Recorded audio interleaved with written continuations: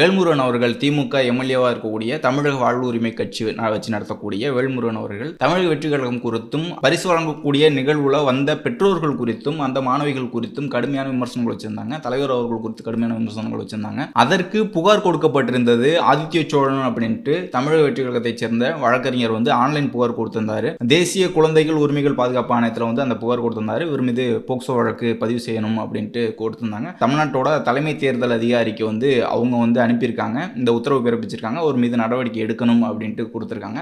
இப்போ தலைமை தேர்தல் அதிகாரி டிஜிபி அவர்களுக்கு அவங்க உத்தரவு பிறப்பிச்சிருக்காங்க. நடவடிக்கை எடுக்கணும் அப்படின்ட்டு அவங்களுக்கு உத்தரவு பிறப்பிச்சிருக்காங்க. இப்போ அதற்கு அவர் மீது போக்சோ வழக்கு பதிவு செய்யக்கூடிய நிலைக்கு எட்டிருக்கு அப்படின்னு நம்ம பார்க்க முடியுது. வேல்முருகன் அவர்கள் மீது போக்சோ வழக்கு பதிவு செய்யப்பட்டுச்சுன்னா குறைந்தபட்சம் 3 ஆண்டுகள் சிறை தண்டனை, அதிகபட்சமா 7-8 ஆண்டுகள் சிறை தண்டனை இருக்க வாய்ப்புகள் இருக்கு. அதே போல அபராதம் இருக்க வாய்ப்புகள் இருக்கு. ஆனா நடவடிக்கை எடுப்பாங்களா அப்படின்ட்டு தான் நம்ம தொடர்ந்து பார்க்கணும். இதன் பிறகு மற்ற கட்சி தலைவர்கள் எப்படி வேணா பேசலாம் அப்படின்ட்டு நினைக்கிறாங்கல்ல, அவங்களுக்குன்னா ஒரு பாடமா இருக்கும் இவர் மீது எடுக்கக்கூடிய நடவடிக்கை அப்படின்ட்டு நம்ம பார்க்க முடியுது. குறிப்பிட்ட திமுக கட்சியினர் எல்லோர் மீதும் கேவலமான விமர்சனங்களை வச்சுக்கிட்டு இருக்காங்க. யாருமே பேசக்கூடாது, எந்த ஆபாச பேச்சும் பேசக்கூடாது அரசியல்ல அப்படின்னா இந்த புகார் மீது நடவடிக்கை எடுக்கப்பட்டு இவருக்கு தண்டனை கிடைக்கப்பட்டுச்சுன்னா இதன் பிறகு பேச மாட்டாங்க அப்படின்ட்டு பார்க்க முடியுது.